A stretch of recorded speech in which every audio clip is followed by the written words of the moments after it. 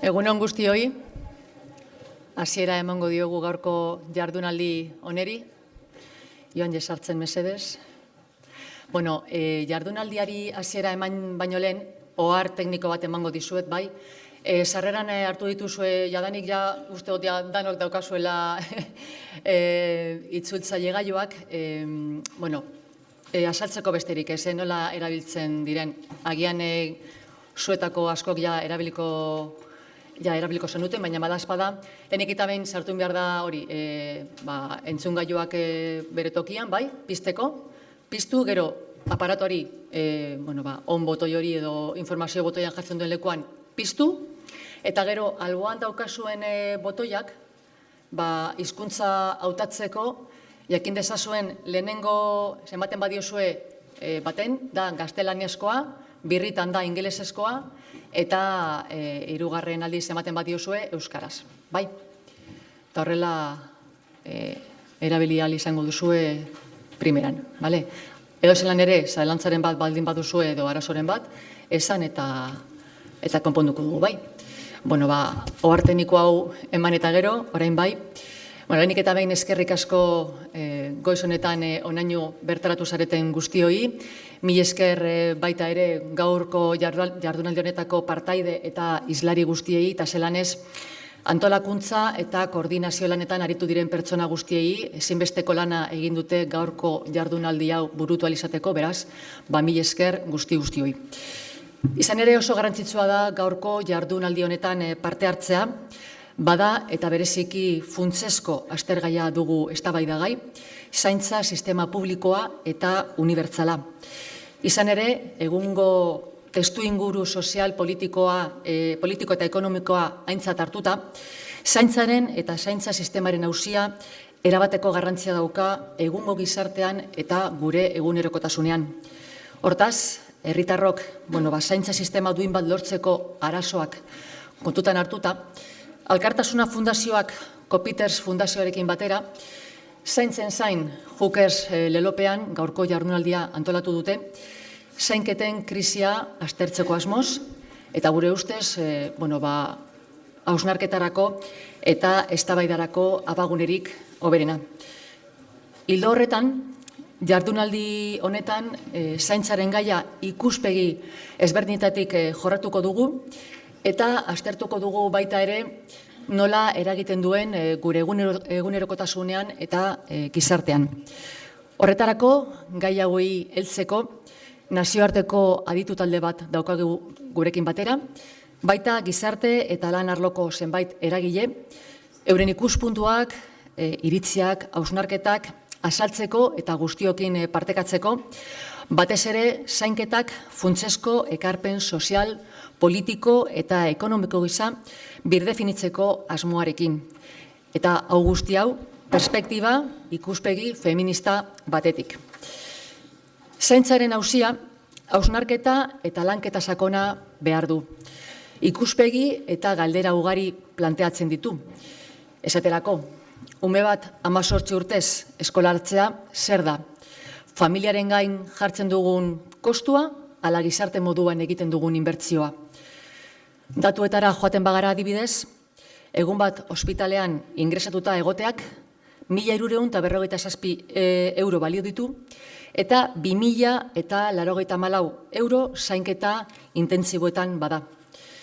Edo Bizkaiko Foru Aldundiak kudeatutako erresidentzia publiko batean 100 euro balio ditu egunak. Aldarrikapenak eta protestak ere badaude. Alde batetik, orain dela hilabete eskaz, ondala aste batzuk, gitxi gora bera, Bilboko udaleko gizarte ekintzako 100 langile inguruk manifestu bat landu zuten, eta udaletxe aurrean protesta bat egin zuten, hain zuzen, pertsona zaurgarrienak babestu behar lituzkeen sistema ondoratzen ari delako. Eta horrekin batera, langileak mahai gaineratu zuten euren lan baldintzak eta baldintza emozionalak. Hori alde batetik. Bestetik, aski ezaguna denez, lehen arretako medikuak greban daude. Hezkuntza arloan baita ere, ikasleen lanuzteak eguneroko ogia izan zen pasadan ikasturtean. Eta azkenik, sindikatuen eremuan baita ere, Euskal Sindikatu batek salatu du Bilboko etxebizitza komunitarioen barruan lan esplotaziozko sare bat omen dagoela. Hauek dira, laburbilduz, arlo eta esparru desberdinetan dauden adibide eta egoera ugari. Sarri askotan entzuten eta ikusten dugu baita ere, nola herri eta erakunde ezberdinetako aurrekontuetan geroz eta diru gehiago bideratzen dela defentsarako deitzen dioten arlo horretara. Bitartean, aldiz, sistema publikoa eraisten ari da eta bizitzaren kostuari aurre ezin egin ezta. Eta hau horrela izanik argi dago. Zaindua ez den gizarte batek ez du etorkizunik, baina aldiz, bere jendea eta bere ingurua babesten duen gizarte batek bere burua zaintzen du. Horretarako, sinetsita gaude, justizia sozialean oinarritzen diren politikak aurrera eraman behar direla. Pertsonak eta ingurunea lehenetsiz, hauek zaintzea, babestea eta indartzea guztion esku dagoelako. Bizitzak erdigunean aldarrikatzen du euskal feminismoak. Eta bizitzak erdigunean jarriko dituen politikak behar ditugu, gizarte moduan iraun nahi baldin badugu. Baina horretarako, ekonomia eta politika neurtzeko markoak eraldatu behar ditugu, eta zaintza ilunpetik argitara eraman. Tira, guzti hau aintzat hartuta, Alkartasuna eta Kupites Fundazioen helburu nagusia izan da, jardunaldi honetan, alde batetik, zaintzaren inguruko ideiak arakatzea eta argitzea. Bigarrenik, zaintzaren ideiaren inguruko funtsezko kontzeptuak eta eztabaidak aztertzea. Eta hirugarrenik, zaintza unibertsaltasunaren plazara eramatea. Alor guztietatik batera bultzatuz. Hau guztia esan da, eta nik enaz gehiago luzatuko, eta gaurko jardunaldi honeri hasiera emateko, pertsonak erdigunean jarriko dituen zaintza sistema publiko eta unibertsalak nola eragiten digu lelopean, izenburupean, Iria Epalzak aurkeztuko duen lehen mahai inguruarekin utziko dizuet, eta parte hartzera animatzen zaituztegu. Beraz, mila esker eta aurrera.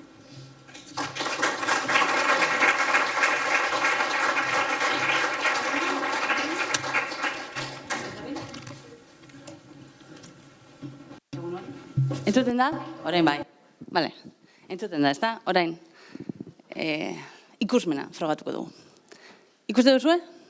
Ari hau? Bizitza eusten, jarraitzen, lotzen, babesten duen ari hau? Bai? Ekonomilari askok ez dute ikusten. Eta politikari batzuk ere ez dute ikusten. Ari hori, zaintza da.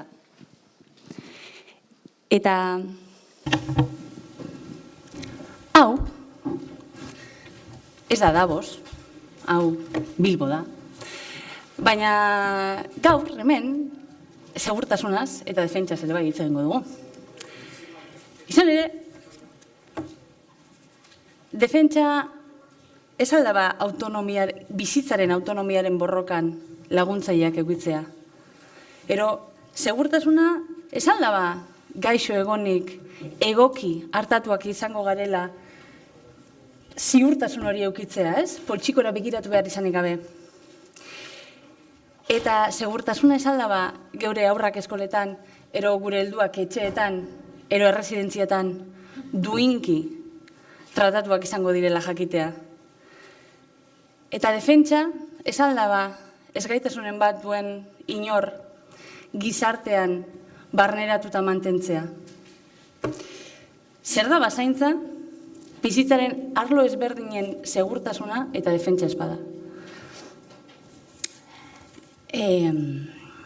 Egun, Europar Batasuna ahul, makur eta noraezean dagoela azpimarratzen dute askok. Eta hala da, defentsa eta segurtasuna euren parametroetan neurtzen baldin badugu. Ze defentsa ez den dioten hori, baina armagintza gu da.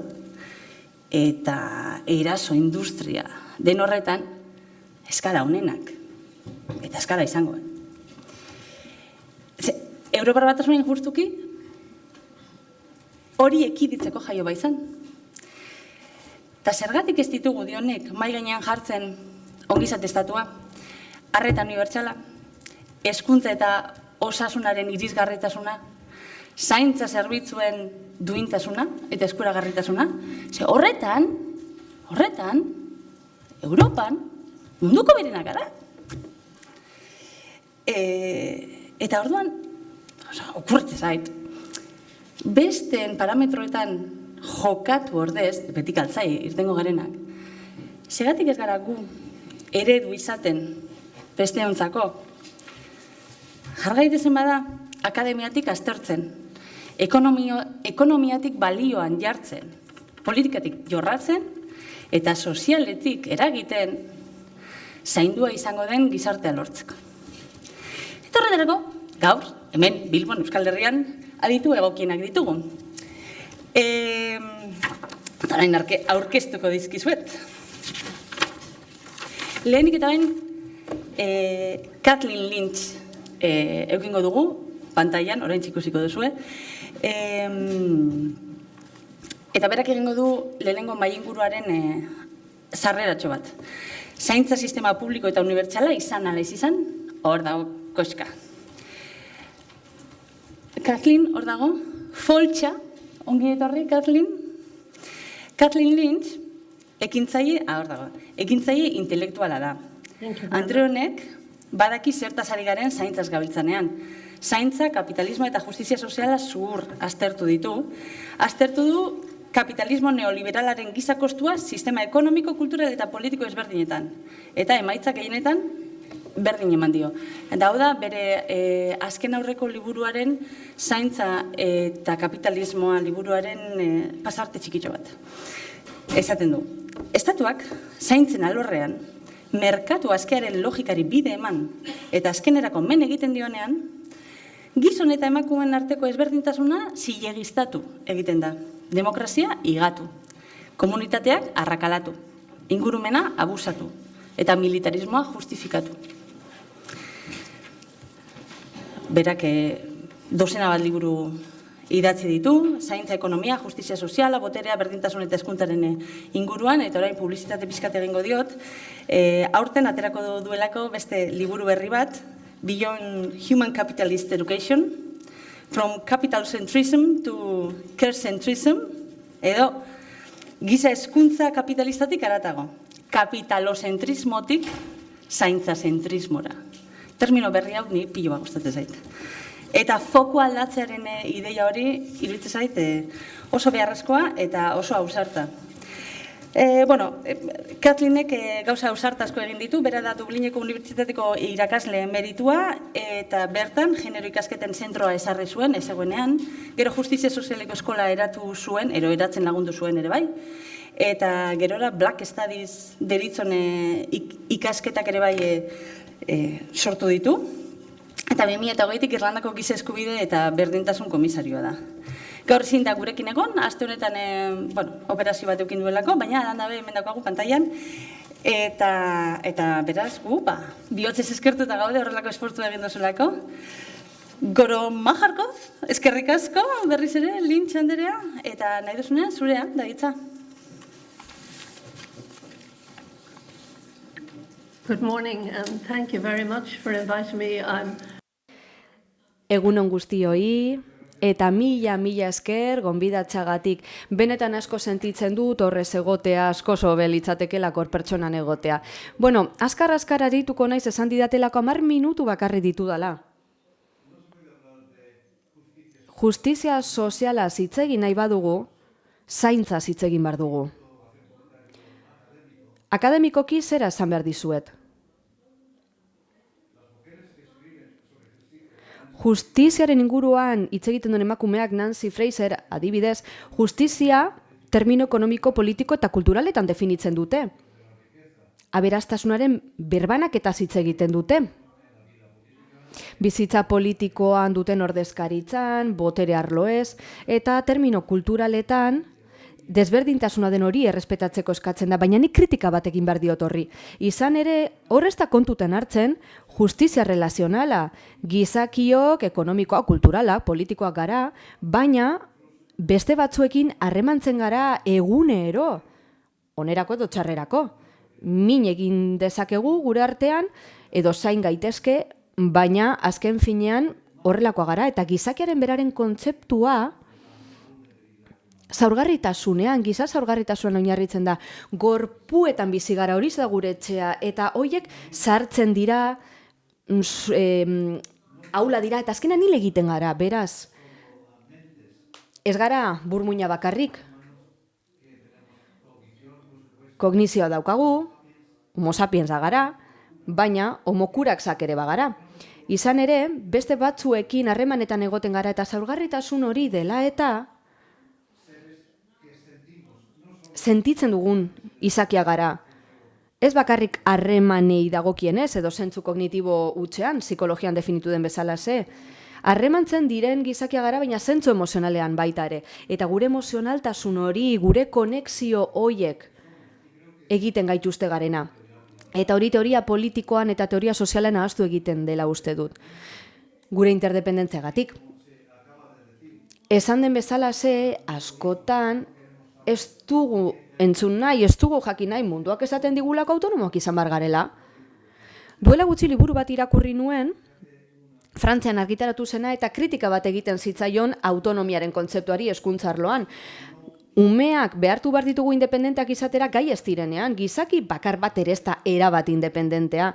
Bestela, haurtxoak ginenean hil egingo ginateke, inok zaintzen ez bagaitu eta nagusia garenean adinekoak baita ere, gaixori gaudenean zaintzen ez bagaituzte ere hilko gara. Bizitza osoan zehar interdependentea gara. Eta uste du gure erlazionaltasun hori, bestekiko konexio hori, beste espeziekiko hori, beste dimentsio bat ematen digun zerbait dela. Izaki moral egiten gaitu beste batzuen sufrimendu ikusteko gai garelako.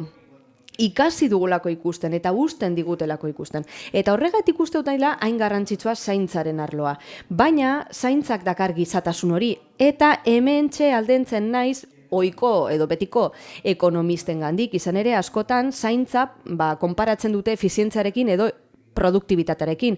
Ezin dagoen produktibitaterik gizakiak zaintzen ez baditugu. Gure aurra zaintzen ez baditugu eskoletan. Eta gehiagi epaitzen baditugu. Eta behin eta berriro nahi badugu tximino bezala zerrendimendu ateratzea, beraien buruarekiko duten pertzepzio hori maldintzatu egingo da, beraz. Zaintza zer da? Bestei eskaintzen diegun denbora, entzuteko, zaintzeko, kasu egiteko, eta ez bakarri familia barruan. Gure lanean ere bai, gure zerbitzu publikoetan, bizitzaren zerbitzu guztietan, zaintza lan hori gabe, ez ginateke gizaki izango. Eta gure zaintza hori da hain zuzen ere gizatasun ematen diguna. Eta hementxe sartzen da genero elementua. Izan ere emakumeak dira zaintzaileak betidanik. Txosten desberdina ditugu, lanaren mundu erakundarenak eta beste erakunde batzuenak. Eta hoi diote, ordainsaririk gabeko lana aztertuko bagenu, emakumeen kasuan sektore teknologiko baino handiago izango litzateke arrakala hori. Noski, are baliogarria da laguntzen badigu, osatzen bagaitu eta gizaki modura gizartaren parte egiten bagaitu. Horrela sentitzen bagara, baina egia da beti ez duela balio ekonomikoa. Giza balioa, giza bizi hori ezingo dugu inoiz neurtu. Goi mailako zaintzak beti dauka dimentsio gizatiar bat marko instituzionalean baita. Beraz, zaintzailearen produktibitatea onartu behar dugu eta zaintza lan modura ikusi batzuetan. Baina zaintza ez da ikusi behar herritarrak definitzen dituen zerbait bezala. Gizon eta emakume garrantzitsuek ez dute zuzenean zaintzen uste dutelako horren gainetik daudela. Eta, ez dut 15 eta 16 mendeetara bueltatu nahi, baina pentsalari batzuek elementu binario bat lantzen zuten beraien teorietan. Gehien bat, esaten zen emakumeen kasuan lan trivial bat egiten zutela. etzela garrantzitsua, eta bueno, pertsona garrantzitsuek ez dutela olako lanik egiten, beraz, maskulinitate hori daukagu. Gizonek ez dute zaintzarik ematen. Zergatik? Gizoni prestigiotsuenek ez dutelako hori ezaugarri gisa, eta hori gizartearen arazo handia da. Eta gero zer gertatzen da? Jentea bakarrik zentratzen da merkatuan, trukearen balio horretan. Saldu dezakegun horretan. Eta bizitzan ekoizten dugun horretan. Hori ez da produktu modura hartu behar, funtzuean.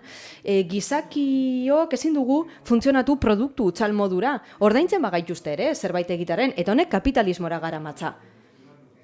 Ezin dugu zalantzan jarri, zaintzarekin gertatzen ari dena gizartean, kapitalismo neoliberalaren erronkari aurre egin gabe. Izan ere, kapitalismo horrek aberastasunaren birbanaketa berri bat dakar eta trukearen beste balio bat ematen du. Ez du inolaz ere kontutan hartzen zaintza lanen garrantzia.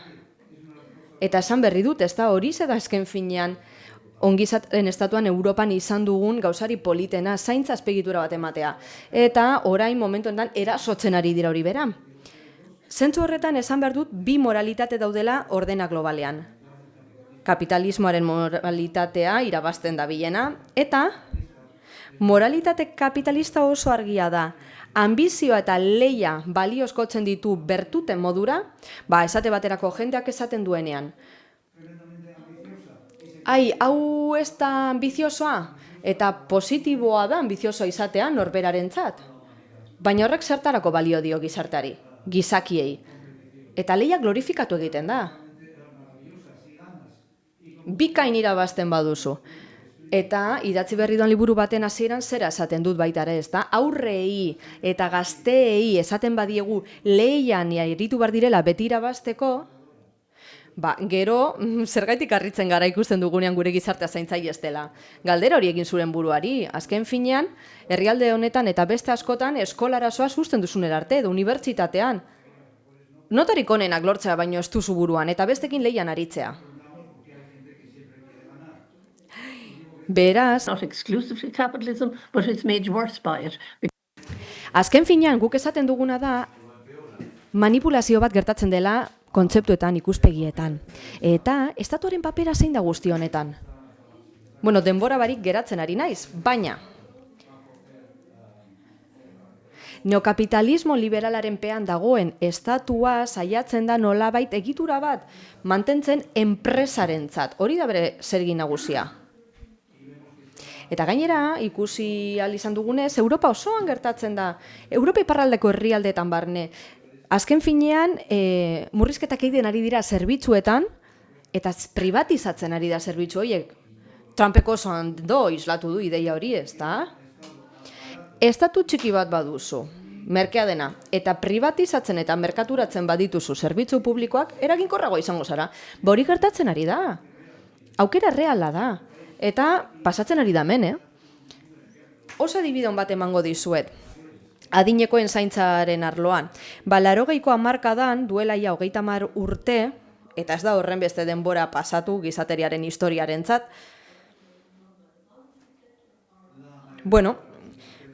Egoitza gehienak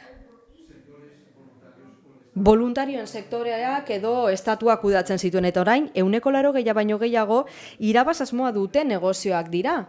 Pribatuak, eta horrek asko kezkatzen gaitu. Ez dut esango publikoa dela beti aukerarik onenak.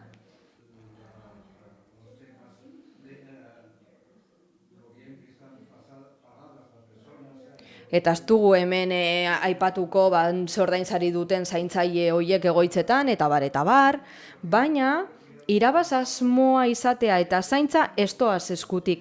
Izan ere zaintzari eskainitako lana oso exigentea da. Ez da lineala, ezin da neurtu, ez da amaitzen, ez du hasierarik. Hala ere,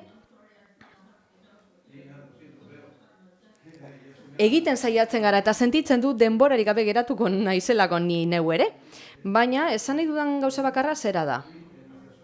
Gure gizartetan eragina izan nahi badugu, borrokatu beharko dugu justiziaren alde. Justizia relazionala, justizia redistributiba bezain garrantzitsua da zentzu ekonomikoan.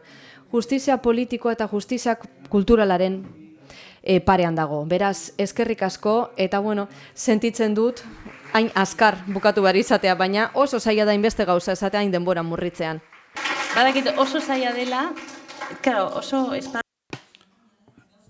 egiteko, eta gutxitan usten digute honen inguruan hitz egiten, ordan badakit zaila dela, baina nahi dut aurrera egitea. Eskerrik asko, Kathleen, zure hitzengatik. Eta orain urrengo islariari emango diogu paso. Bere ere bai, bueno, bera nena Georgantzi da, eta nena da giza eskubideen aldeko eta diskriminazioaren kontrako superheroia. Hor dago nena, eso? Age plataforman egiten du lan egunez, adinekoen zaintza eskubideak defendatuz. Eta kapa jantzen duenean, nazio batuen erakundean eta Europar Batasuneko pasilloetan ibiltzen da, desgaitasuna duten pertsonak, adinekoak eta giza eskubideen alde borrokatuz. Zuzenbidean, doktorea da Galgoiko Unibertsitate Nazionalean eta irakaslea txiki, diardu bertan, adinekoen eskubideen aldeko munduko aliantzaren lehendakari orde ere bada, eta hainbat txosten, artikulu eta liburu kapitulo egin ditu. Eta bai, ume txikien ama da ere, hori bere superpoteretako bat da. Eta hori dela eta gaur ezin da Bilbora gerturatu, baina pantailaren bestaldean daukagu, zaintza eta giza eskubideak nola uztartzen diren eta erakunde goren hoietan zaintza gaiak nola agendan txertatzea lortzen duen azalduko digu. Eskerrik asko nena eta nahi duzunean zurea daitza.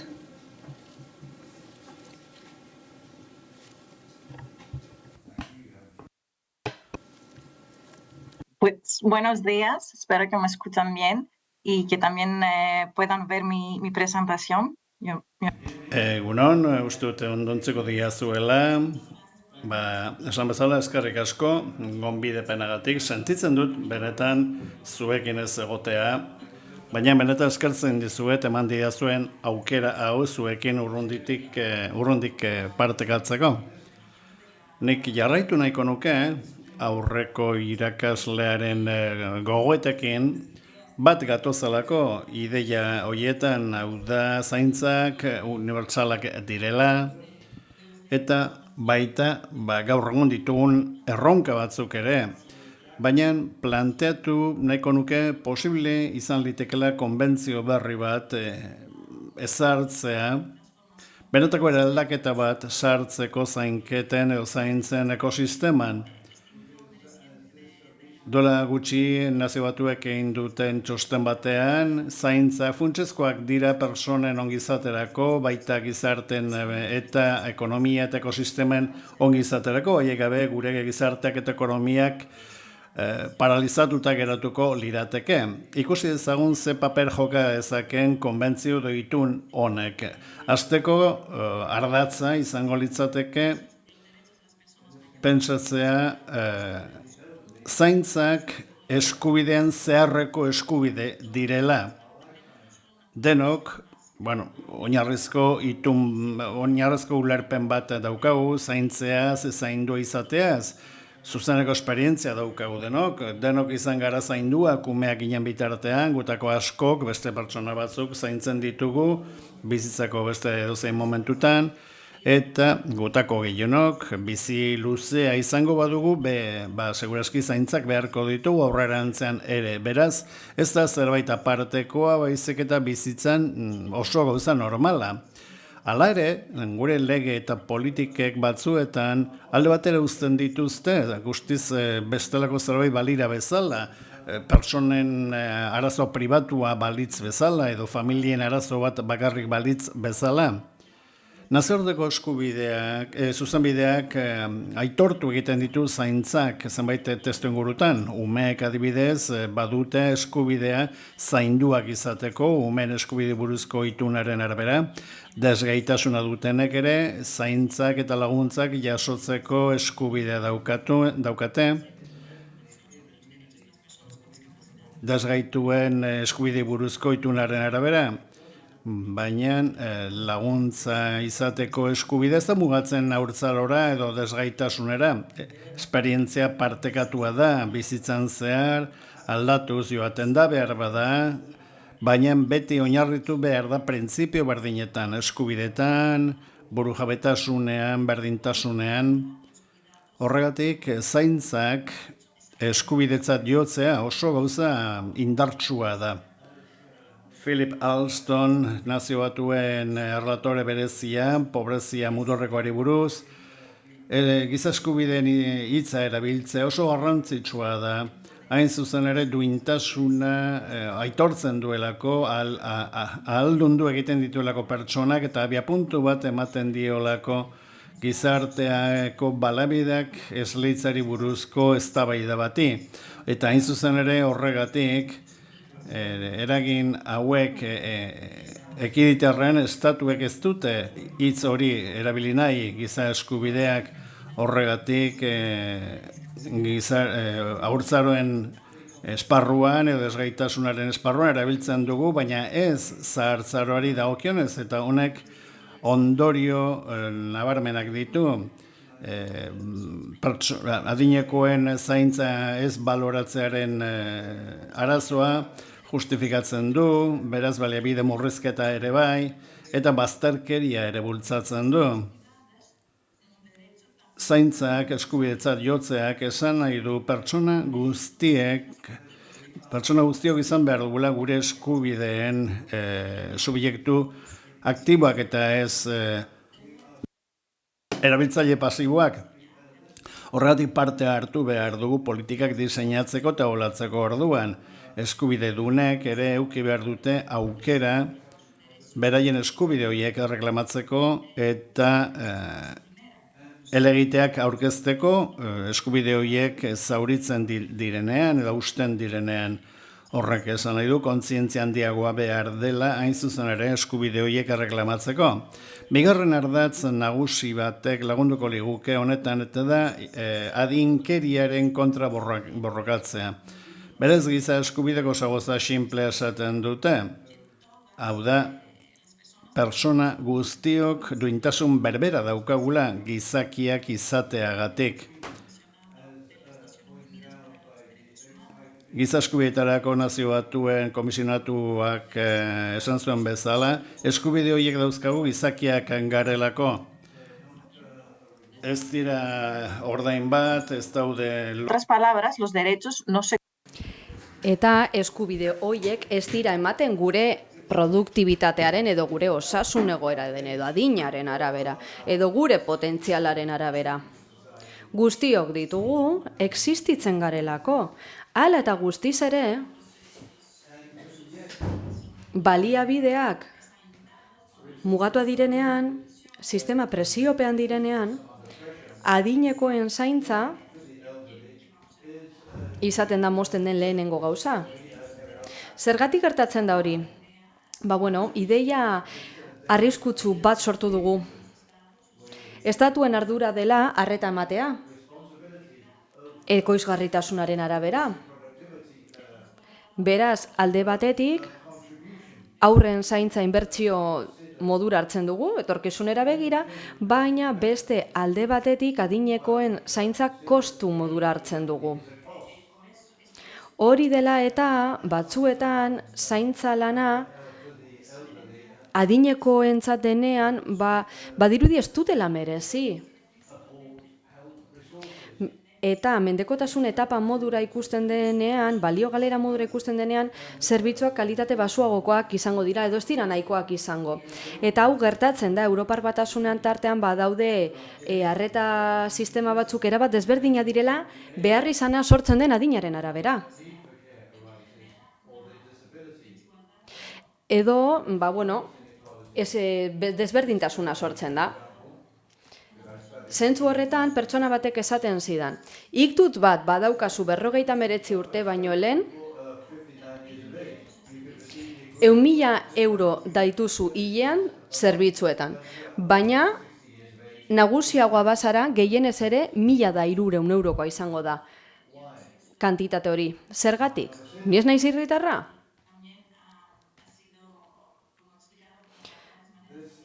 Askotan azaldu izan da hori, adituen txostenetan, kasu honetan, Nazio Batuen erakundeko pertsona batek, eta bertan esaten du adineko pertsonen mendekotasunen bat dutenean diskapasitate bat aukera gehiago dituzte instituzionalizatuak izateko eta euren askatasuna galtzeko. Beraz, konbentzio bat egongo balitz, logika hori kuestionatuko litzateke. Eta esango litzateke pertsona baten balioa ez dela kostu ekonomikoaren arabera zehazten eta aldi berean lagunduko luke ekarpenen arloan, familia egiten zaien ekarpena, komunitatei eta askotan zaintzari berari ere eragingo lioketa hau ezinbestekoa da. Zaintza jasotzeko eskubidea inoz ezingo da egon ekarpen mailaren menpe edo guradinaren menpe. Hirugarren gauza. Itunari buruz kontua da zaintzak bide bat bezala ikusi beharko genituzkeela. Denbora gehienean, nire esperientzien bertan, zertzerako zaintzak bukaerako puntutzat jotzen dira, itxarotek une bat bezala, edo arriskoak kudeatzeko momentu bat bezala. Hau da, helburua biziraupena besterik ez da, ez bizitza, ez segurtasuna, ez zentzua, eraginkortasuna eta ez alaitasuna. Beraz, hemen ditugu hitz batzuk, zaintza sistemaetako langile baten hitzak, eta oso argi-argiak dira gure finantzak eta egoitzan bizi direnen zaintza mailen araberakoa da, zenbat handiagoa izan, estatuak finantzaketa handiagoa ematen digute. Gurpila aulkiak oso erabilgarriak dira, ibiltzen balin badira, norbaitek lagundu behar dira, baliabideak mugatuak dira, horregatik eragotzi behar da berrirore ibiltzea. Sistema diseinatuta dago eraginkortasunaren gainean, baina eskubideetan oinarritu ezkero beste ikuspegi bat planteatzen da. Kontua ez da, menpekotasuna kudeakata, baizik eta nola lagundu pertsona hoiei osoko bizitza bat izan dezaten zentzu osoarekin, edo zein testu ingurutan. Galdetzen badiegu gure kideei, gure plataforman, H Platform Europe, nola ulertzen dituzten zaintzak, metafora oso interesgarriak erabili zituzten, oso metafora ahaltsuak. Esaten dute, zaintzak giltza bat bezala dira, bidaia bat, maleta bat gauzaz betea, auto bat, leku batetik bestera joateko, edo indar bat berainen bizitza realizatzeko. Beraz, konbentzio berri batek lagunduko liguke testu inguru berri bat emateko zaintzei bide bat bezala eta ez helburu edo jomuga bat bezala. Ondo egiten badira, harremanak eduki ditzakegu, erabakiak hartu ditzakegu, parte hartu ezakegu komunitatean, duintasunari eutsi. Beraz, zainketak ahalduntze bat da azken batean, eta aldaketa hori oso sakona da. Eta aldaketa hori behar dugu nazioarteko testuetan hori da bultzatzen dutena edo bultzatu nahiko luketena. Azkenek eta bukatzeko, konbentziari buruz erreminta bezala hitz egin nahiko nuke, izan ere nazioarteko itunetan, tratatuetan, erantzunkizunak estatuen gainean uzten dira, hain zuzen ere gure eskubideak errespetatzeko eta gauzatzen laguntzeko, baita deserosoa, garestia edo politikoki zaila denean ere. Horregatik, konbentzioak ez ditu bakarrik balioak errepikatzen, ados gaudenak, baizik eta esaten du zer esan nahi duten praktikan eskubide horiek. Printzipioak obligazio juridiko bihurtzen dira, eta beraz gizarteek zenbait talde daukaten ulertzeko modua aldatzen dute. Jeff Queenak esaten duen bezala, giza eskubide nazioarteko itun hauek ispilu bat bezala funtzionatzen dute. Gure gizartea behartzen dutelako aurrez aurre beren buruari begiratzera eta ikusteko zen nolako aldea dagoen beraien ustezko balioen eta realitatearen arabera.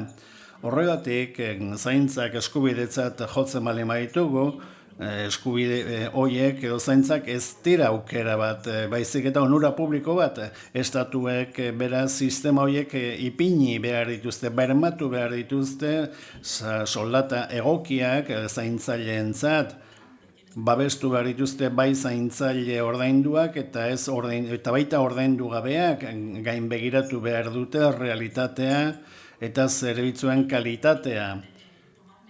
Neurriak hartu behar dituzte oro bat, egon daitezken desberdintasunai heltzeko eta konpontzeko. Amerikarteko epai mailak pauso batzuk eman ditu zaintza maila regionalean eskubidetzat jotzeko. Nazio Batuen konbentzio edo itun batek ere lortu lezake zaintzak eskubidetza jotze hori, estandar global bat ezarriz, zantzei buruz, gure bizitza osoan zehar. Eta horre guztiak eraldaketa bat esan nahi du. Konbentzio edo itunaren bitartez, zartzor ulertzeko daukagun modu aldatuko litzateke. Hain zuzen ere, adinekoak garenean eskubideak ez direlako bigarren mailakoak, giza eskubideak baizik, gure pertsona guztiak gure duintasuna daukagulako eta parte hartzeko eskubidea daukagulako gizartean. Aldaketa garrantzitsua da, borteretsua, denborarekin zentzu komuna bihurtzen delako eta gure jako molda individuala eraldatzen duelako eta baita legeak eta praktikak diseinatzeko orduan eragina dutelako, baita inbertsioak egiteko orduan. Orduan galdera ez da, benetan egin ditzakegu zaintzak eta galdera litzateke nola eraldatu sistema horiek, zaintza sistemak pertsona guztiak jarraitu aldezaten beraien giza eskubideez gauzatzen bizitzako edozein etapatan. Zaintzak askotan ordaindu gabeko lana izaten dire, edo gaizki ordainduak, gehienet neurri gabeko zama daukate emakumeen gainean, ardura individual bezala kontsideratzen da, eskubidetza jo ezkero jokoaren arauak aldatuko lirateke, itunak ez luke onartuko adinkeriak egiten dituen jokamolde desegokiak onartzea, eta eskubide unibertsalak, unibertsalen definizioa zabalduko luke. Pentsatu beharko da baitaren nola barmatu parte hartze zibiko, politiko eta soziala pertsona guztien kasuan, baita zaintzen testu inguruan ere. Izan ere, zaintzak ez dira isolatuta gertatzen, eskubide guztien barruan kokatu behar dira eta gozatu beharko genituzke baldintza berdinetan, osasunarekin edo tratuaren kontrako itunekin edo bestelako itunekin batera parekatu beharko litzateke. Horregatik aukera emango liekete gure eskubideak defendetzen dutenei tresna bat izateko politika publikoak hobetzeko eta estatuei erantzukizuna exigitzeko egin beharrekoa den eraldaketa honi heltzeko. Beraz, une erabaki horrean gaude, Nazio Batuek 15 urtetik gora daramate eztabaidatzen itun berri bati buruz, adineko pertsona eskubidei dagokienez, 100 dokumentu, txosten eta ekarpen egin dira, estatuen aldetik, adituen aldetik eta gizarte zibilaren aldetik eta momentu historiko batean gaude gaur egun. Joan den urtean, Nazio Batuen gizaka eskubideen kontseiluak lantalde bat antolatu zuen itun berri bat idazteko, lehendabiziko bilera otsailean egingo da. Erabaki hau bozketari gabe hartu zen, estatu kideen parte hartze izugarri handi batekin. Beraz, hemen badugu aukera handi bat, ez bakarrik testu juridiko bat egiteko, baina baita zahartzorari buruzko ikuspegi kolektibo bat, zaintzai buruzko ikuspegi kolektibo bat eraikitzeko guretzat eta hurrengo hamarkadei begira, hurrengo belaunaldientzat. Oraindik ez dakigu noski zein izango den kronograma edo lan plana, ez dago itunaren zirriborrorik, ez daukagu oraindik aztergairik, baina seguru nago gai hau funtsezkoa izango dela prozesu honetan. Zaintza eskubidetzat jotzea, azken batean, da galdetzea zer nolako gizartean bizi nahi dugun. Zaurgarritasuna ikusi gabe ahultasun bezala, baizik eta guztiok parte hartzen dugun giza baldintza bezala. Denok daukagu hor zereginek maila guztietan eskubidea delako pertsona guztiena. Horregatik, gonbidatu nahi zaituzte eta zuzen ere, eta bideo txiki batekin utzen nahi zaituzte, ingeles ez nago, baina uste dut ulertuko duzuela oso simplea delako, denok ikusteko zer egin dezakegun testu inguru berri honetan. To live them fully. Around the world, older people are still excluded from decisions that shape their daily lives in participation, work, healthcare, and independence. Rights don't fade with age. They must be protected by law. The United Nations has decided to begin drafting a convention on the human rights of older persons. This is our opportunity to make these rights a reality everywhere and for everyone. This convention will outlaw age discrimination, ensuring freedom to choose how we live and work, guaranteeing participation in decisions, and securing access to care and support. But a convention is more than words on paper. It's a promise built on voices. Age Platform Europe brings the voices of older people from across Europe to the table. Let's make history together. Stand with us, spread the word, join the conversation. Help us build a world for all ages.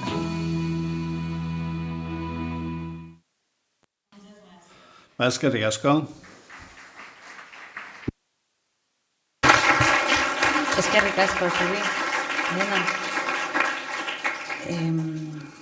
Beste behin oso interesgarria eta badakit gelditu direla ideia asko oraindik zure buruan. Ez dituzula konpartitu, denbora faltagatik. Baina espero dut ikusiko garela elkarrekin bide honetan, konbentziorako bide honetan, eta laguntzarik behar baduzu, hemen badaukagu Euskal Herriak badauka mugimendu oso potente bat, honen inguruan, eta zu babesteko prest. Eta hori izan da, urrengo iznariarekin goaz, orain, bueltatzen gara errealitatera, eta hemen daukagu gurekin Tine Rosga. Tine Rosga doktorea, hemen daukagu, eta bera da Roskilde Unibertsitateko ongizate eta gizarte zientetako irakasle, eta Danimarkako ongizate estatuko ikerketei buruzko sareko kidea. Eta bake Nobel sariak Trumperi oparitzen zaizkion honetan, nik gizon horri Rosgak doktorearekin eserialde bat oparituko nioke. Bai, ondo etorriko litzaiuke berari, eta munduari ere bai. Izan ere, Tinek sakonki aztertu ditu ongizate estatua, justizia soziala eta zaintza. Hain sakonki zen, Bizkaiko Foru Aldundiak finantzatutako zaintzen inguruko ikerketa baten parte hartu zenuen, orain dela urte batzuk. Beraz, ondo ezagutzen gaitu, zaintza politikei dagokionez. Tinek Eskandinaviako zaintza politikak ulertu, aztertu, garatu eta divulgatzen dituen justizia sozialaren gurua dela esan genezake. Ohorea da, berau bertan egotea, eta ia azaltzen digun zaintzak akademiako marko teorikotik praktikotasun politikora nola bideratu. Gizarteak bere egin ditzan politika hauek. Eskerrik asko, Tine, gure etortzeagatik, eta zurea da hitza.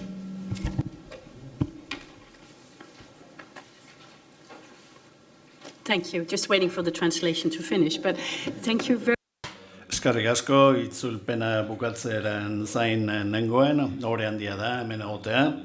Aukera izan dut, lehenago ere hemen egoteko, eta benetan oso ikusgarria da, hemen daukazuen borondatea, ez bakarrik zuen egoera aztertzeko, baina baita kanpokoa ere, ikusteko nolako baldintzak behar diren justizia soziala lortu alizateko, eta esan berra daukat, nire adinekoekin egiten dudala lan, baita umeekin ere, baina gaur egun batez ere adinekoi buruz hitz egingo dizuet.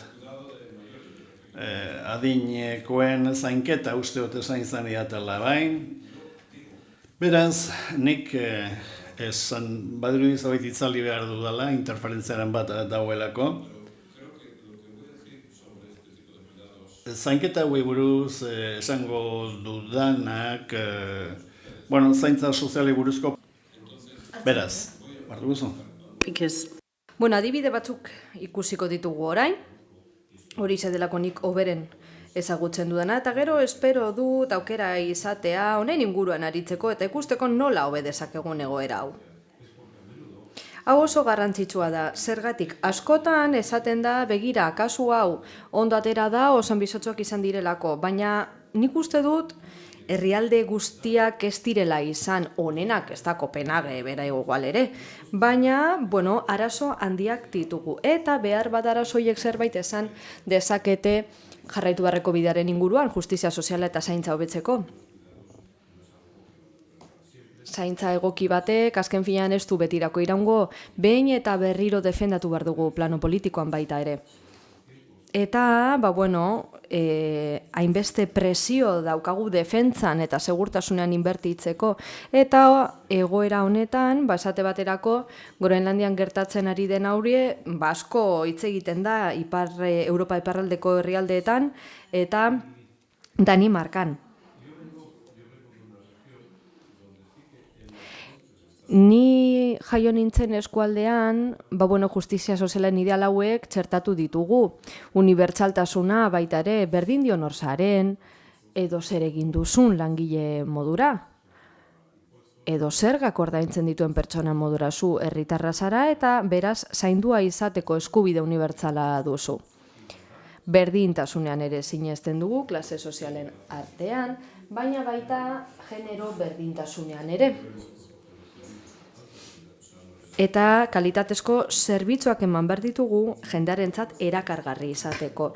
Eta nik uste dut hau beste kontu garrantzitsu badela, izan ere sistema honek ardura publikoa dakar. Zer esan nahi du bastuela zer ikusirik zure zergak ordaintzarekin. Herritar modura estatua arduratuko da zutaz. Beraz, ze gertatzen da printzipio hauek eta Europa iparraldeko herrialdetan ikusten ditugun adibide hauek aintzat hartuta, implementazio politiko hau egin nahi dugunean, gainerako herrialdeetan, ez dago lan eskurik, oso zaila da jendea irakartzea, sektore hauetan lan egitera, eta tentsio handia suposatzen du baita ere aurrekontu publikoetarako, hau da, dirua inbertitzeko arlo jakin batzuetan. Baina, kontu hau lantzeko, ikerketa lan bat daukat, Kim eta Biankak egindakoa, eta, beraiek ere mintz irakaslaren eragina izan dute. Goazen aztertzera dimentsio batzu niretzat oso garrantzitsuak direnak, batez ere krisi egoeretan. Eta guk ikusten dugunean gure zerbitzuak gainbeheran daudela eta birdistribuzioaz ari garela, hau da, nok jasotzen duen zaintza hori eta zenbat denbora daukagun eta zein baliabide bideratzen dira. Horrelakoetan errekonozimendua ere aritu behar gara, hau da. Normalean zenidek egiten duten zaintza lan informalaz ari gara, edo langile batzuek ordainsaripean, hau egin behar da. Baina zer nolako aitorpen egin behar zaie, zer nolako zaintza lanak baloratzen dira benetan. Eta lehen esan bezala, hau zaintzaile formal, zein informalen kasurako litzateke. Eta gero representazioa, zein hau txentzuten dugu? Zeinek dauka erabaki bat hartzeko boterea zaintza ona eskaini nahi dugunean. Adineko pertsonak oso garrantzitsua da beraien ahotsa entzutea, baina zenideena eta langileen entzutea baita. Nik horregatik uste dut justizia sozialaren sistema dela hoberena, diru hartu behar da kontutan baita ere, duintasunaren, boterearen, guztiaren garrantzia baita ere, azken fina horrek zaintzan baduelako eragina. Eta kontutan izan behar dugu nok soportatu behar duen karga hori. Eta zein da promesa nordikoa esaten diogun hori? Guk uste du honek baduela zer ikusia berdintasunarekin, herrialde nordikoen krisia ari gara, justizia arloan, baliabide arloan, arazoa daude, herritarren parte hartzean eta zilegitasunan baita ere. Eta bukatzeko, implementazio politikoa sarituko nahi, zuek ikusteko zer egin dugun eta ea nahikoa den edo ez. Ondo, promesa nordiko horrekin hasiko gara. Zertan datza? Esatean, zaintza unibertsala dela, eskubide unibertsala dela, herritarrentzat. Ez da esatea begira hau eta hau nahi dut, ez, esaten dugu begira. Identifika dezakegun beharri izan bat baduzu, saiatuko gara zuri zerbitzua ematen, hau ez da benefizientzia kontua. Baizik eta gizartearen beraren eskubide bat, eskubide individualizatua. Eta hori oso garrantzitsua da, esatea. Baina bereizi behar ditugu zaintza lanak gure gizarte mailatik, gizarte klasetik. Beraz, guk zaintza jaso beharko genuke beti. Eta unibertsaltasuna ere aipatu behar dugu, zerbitzuen unibertsaltasuna. Eta hau ez da horren simplea. Kontua ez da legezko eskubide bat dugula bakarrik. Baizik eta kalitatezko zaintza jasotzeko eskubidea dugula eta irisgarria izan behar da. Bestela ez du inongo zentzurik. Guztiontzako izan behar da eraginkorra eta irisgarria. Guztiok sarbidea izan dezagun. Eta beste kontu garrantzitsu bat. Zerbitzu publikoek ez diete bakarrik eragiten baliabide gutxien dutenei. Batzuetan, egoera hau suertatzen denean solidaritatea igatzen da eta batzuek ez dute zergarik ordaindu nahi, hau bezalako abantaila dakartzan sistema batean. Eta ez diogu zeniden obligazio izan behar direla zaintza lanak, baizik eta eskubidea duzula zaintza hori jasoteko. Eta, horrek denbora luzea darama indarrean, eta nolabait bermatu behar dugu baita ere laguntza neurri nahikoa hartu dela. Genero berdintasuna ere babestu nahi dugu. Eta lanpostuak sortu zaintza sektore publikoan, emakumeek familiatik kanpo lan egin ahal izateko edo sektore horretan lan egin ahal izateko. Beraz, epe luzerako zaintza honek ez du zerikusia pertsona nagusikin bakarrik, gure kontratu sozialarekin baizik. Nork egiten du zaintza lan hau eta nola? Profesionaltasuna ere oso garrantzitsua da guretzat. Orain arte, langileria formal eta profesionala baliatu izan dugu, eta gure laneskua handia da. Gure instituzioak potentea dira. Erantzukizun publikoa hortxe dago eta berdintasuna baita ere. Irisgarritasunari eta duintasunari dagokienez, baina batzutan ahazten zaizkigu parametro batzuk zenideak ez dira inoiz desagertzen beti egoten dira bigarren plano horretan. Eta zalantzarik gabe zaintzalan handia egiten dute. Intimitatean edo distantzian behar bada ez dutelako parte hartzen egunerokotasun horretan, eguneroko zaintzalanetan, baina hala eta guztiz ere familia beti dago hor eta oso elementu garrantzitsua dira. Baina zer da garrantzitsuena? Ahuleziak ikusten ditugunean sistema publikoan zenidea are garrantzitsuago egiten direla.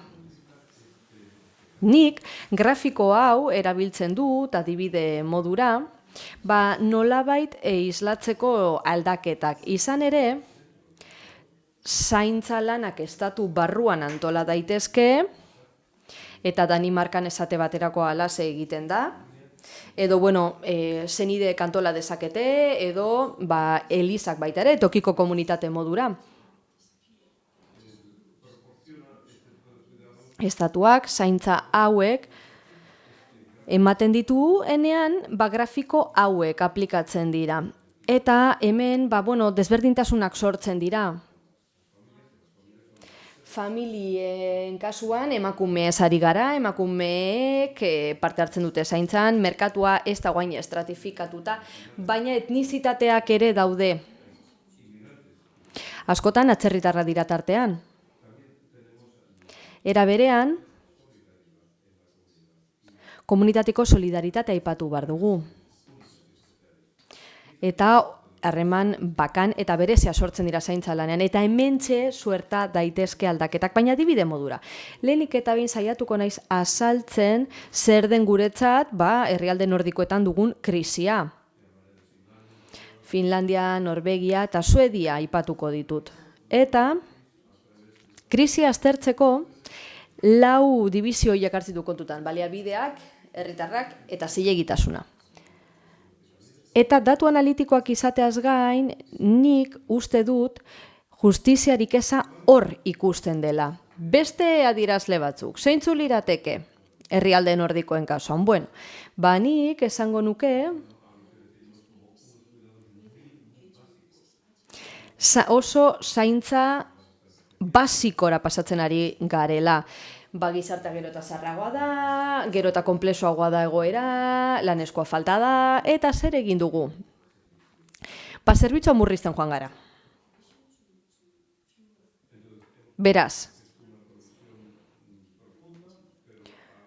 probizio sakonetik pasagara eta denbora gutxiago eskaintzen diegu pertsona hauei. Gero eta pertsona gutxiagok jasotzen dute zaintza hau beraien etxean, eta 2 minutu ditugu gauza hau egiteko edo 4 beste hau egiteko.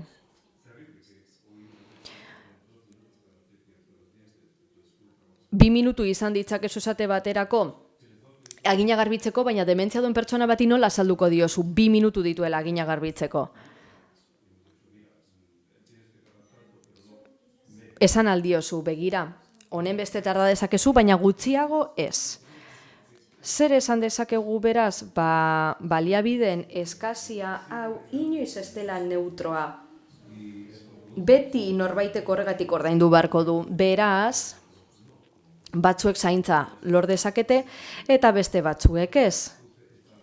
Baina horrela denboraren transferentzia hori sortzen da generoaren arabera. Zaintza formal gutxiago dagoenean familia sartu behar da tartean, familiak lagundu behar du, eta azken finean emakume dira kargarik handiena dutenak. Eta herrialde nordikoetan zer gehiago ikusi dugu? Langile hauek ez dute aitorpen nahikorik jasotzen. Izan ere, ez da interesgarria zaintza mota hau ematea gizartearentzat. Estandarizazio sistema bat dago, eta lehen 2 minutuen aipatu dizu, eta adibide modura ez da, eta langilei etzaile batzutan interesgarria iruditzen, baina adineko pertsonen ikuspegitik ez dira beraien behar izan individualak errespetatzen. Eta pertsonan bertan zentratutako zaintza da eskaini behar dena. Bigarrenik, hau estratifikazio izila da, herritarren estratifikazio izila. Guk azken finean sinesten dugu irisgarritasunaren berdintasunean, baina eraldaketa bultzatu behar dugu. Udalerrien kasuan, mugatu egiten dute zaintzarako sarbide hori. Eta batzutan sistema publikoa uzten da, eta bide pribatutik zerbitzuak kontratatzen dira, baina baliabide aurriko pertsonek ezin dute hori egin. Beraz, unibertsaltasuna estratifikazio bihurtzen da praktikan. Eta gutxieneko kapa horretan geratzen gara, geruza horretan, ez da, laguntza minimo horretan, eta, arazoa da, hau ez da erreforma politikoetan oinarritzen, hau, erregioetan eta, eskualdetan eta udalerritan gertatzen da, baina inok ez du hitz egiten horren inguruan.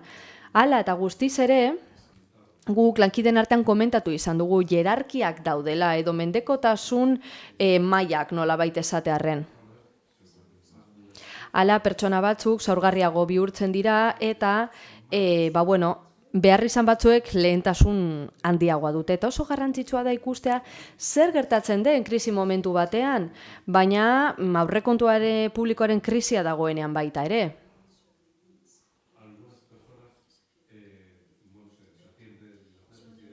Pertsona batzuen behar izanak hartatzen dira eta beste batzuenak desagertzen dira eztabaide publikotik.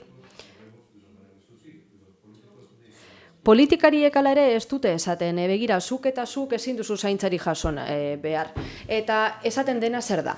Begira, zure kasuan, zu ez aldein kualifikatuta zaintza jasoteko, edo, estatua ezin da zute sarduratu, zeniderik ez duzuala zu zaintzeko.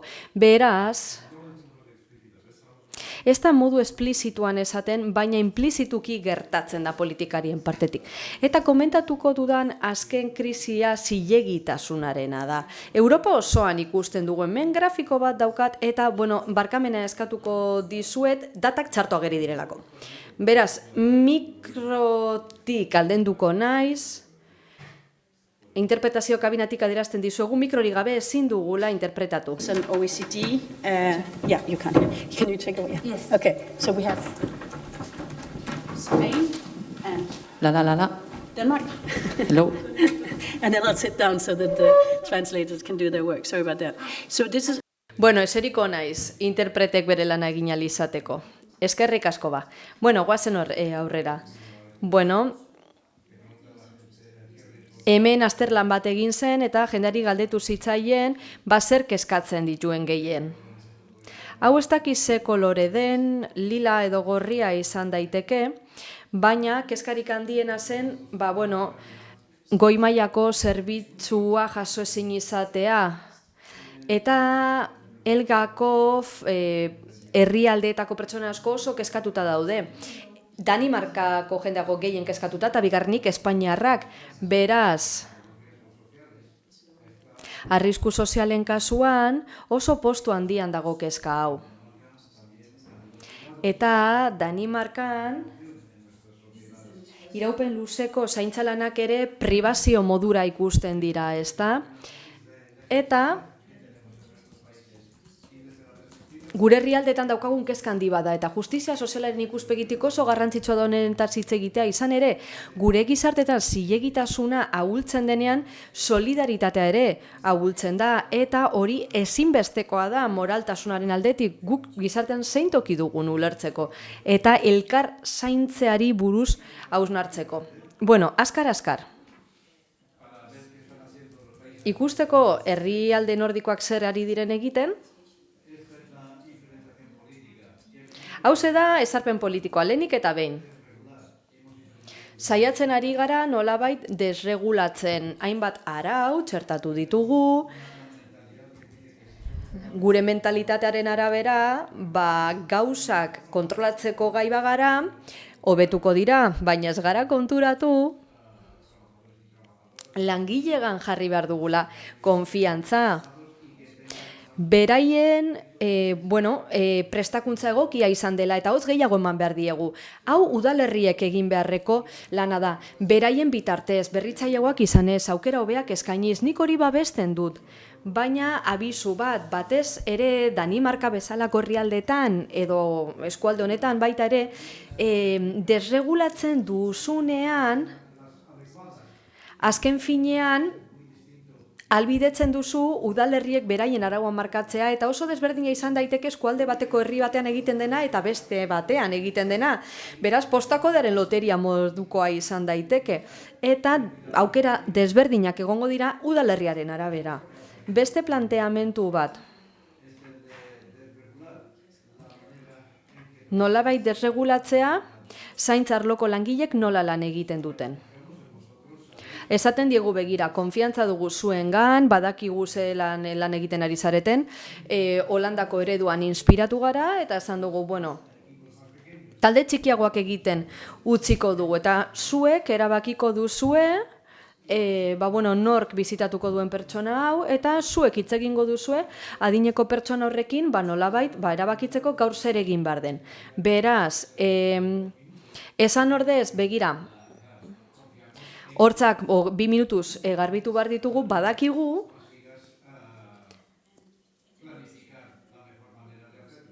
zuk zeuk planifikatuko duzula egiteko moduriko berena.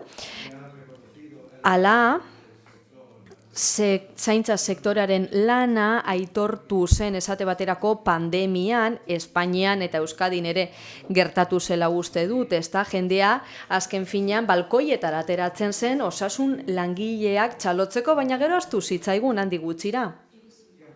Eta konturatu behar gara, errekonozimendu hori jasotzea oso ondo badago ere, simbolikoa bada ere, gero horrek botere aldaketarik ez badakar, edo lan baldintzen aldaketarik, edo ordainsarien aldaketarik ez badakar, errekonozimendu simbolikoa baino ez da izango. Eta horregatik diogu ordainsaria aldatu beharko litzatekela. Eta horrek azken finean motivazio handiago ekarriko luke baita ere sektore horretan lan egiteko.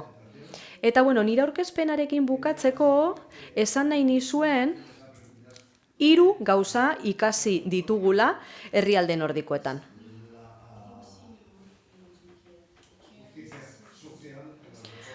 Justizia soziala, erreformetan, zaintza instituzioa dira.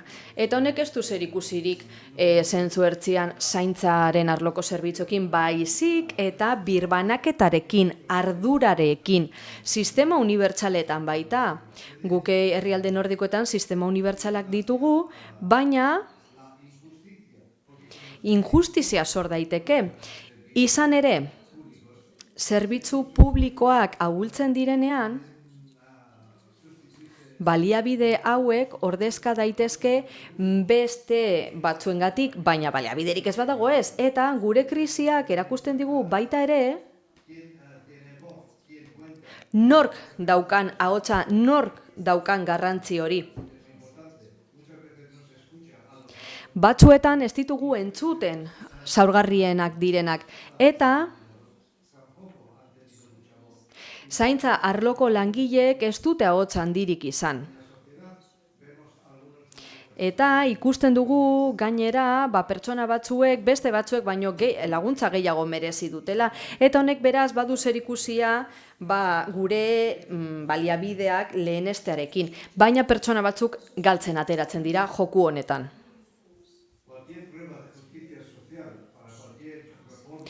Justizia sozialaren edozein eragilek galdera erraz hauek egin behar dizko bere buruari. Erreformek berdintasunik eza dakarte irisgarritasunari dagokionez edo generoari dagokionez zeniden kasuan, duintasuna handitzen da zaintza hori jasotzen dutenen kasuan, eta aitorpena eta birbanaketa dakartza? Zaintza arloko langileentzat erantzuna ezezkoa da. Egonkortasuna hobe daiteke, tarte batean, baina krisi soziala ez da konponduko eta berriro ere politikariekin hitz egin beharko dugu. Eskerrik asko. Eskerrik asko, Tine, hemen badaude politikan ibiltzen diren batzuk eta politikari batzuk, beraz espero dute ondo hartu dituztela apunteak. Lan asko dagolako egiteko, ez da? Baina horretara etor gara.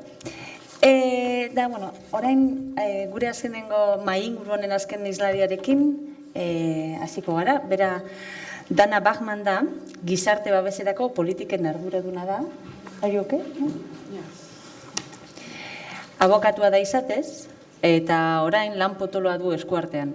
European Care Strategy edo Europako zaintza estrategia aurrera ateratzea. Ez da lan makala. Europar Batasun osoan kalitatezko zaintza zerbitzu eskuragarriak eta irisgarriak bermatzea eta zainduen zein zaintzaileen egoera hobetzea maila profesional ala informalean. 2022an plazaratu zuen Europar Batasunak txosten hau, eta Europako estatu kide bakoitzari eman zaio hauek beren ekarpenak egiteko, beren legedian aldaketak egiteko, eta bueltan ekartzeko, daurrango urterako, 2027ako, igorri behar du berriz, Bachmann Anderearen esku dagoen unitateak, zaintza estrategiaren errebizio orokorra. Aukera ezin hobea da, jakiteko hainbestetan, hain urruti, somatzen dugun Brusela hori zertan da bilen, nolako deatzen dituen zaintza politikak, eta ia danak eta bere taldeak gauzatu dezaketen denok desio eta behar dugun magia. Dela, zaintza politikak Europar Batasunaren eta estatukideen agenden lehen lerroan jartzea. Eskerrik asko dena, zaintzak Europako bilatzean jartzen saiatzeagatik, eta zurea da hitza orain.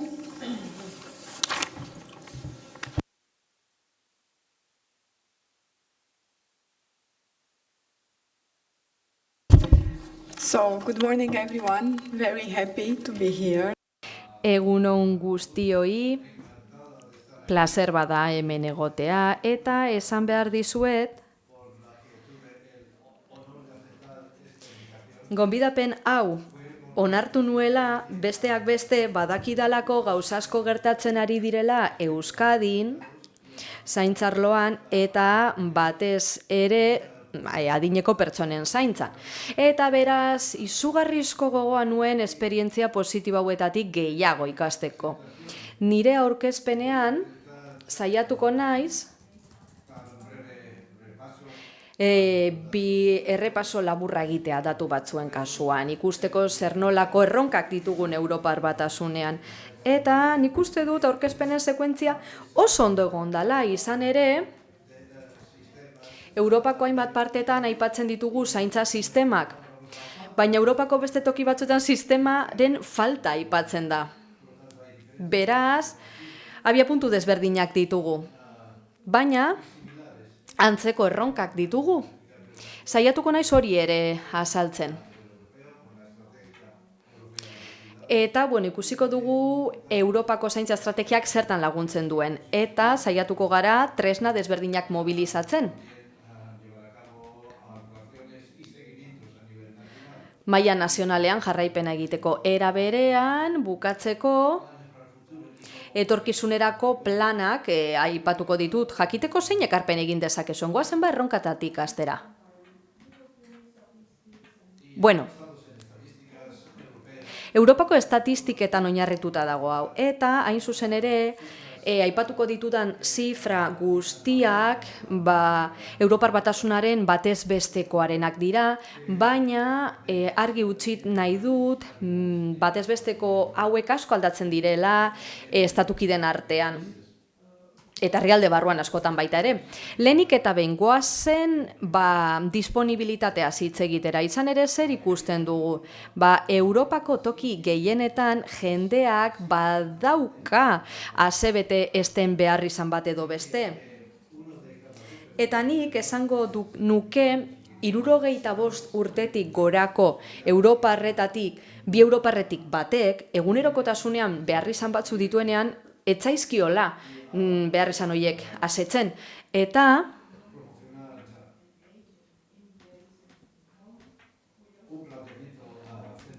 planteamendu desberdin bat susta dezakegu pertsonan oinarritua. Ikusten dugu etxez etxeko zerbitzuak oraindik mugatuak direla Europar Batasunean, eta 65 urtetik gorako 3 nagusitik batek bakarrik dauka sarbidea etxeko zerbitzuetara.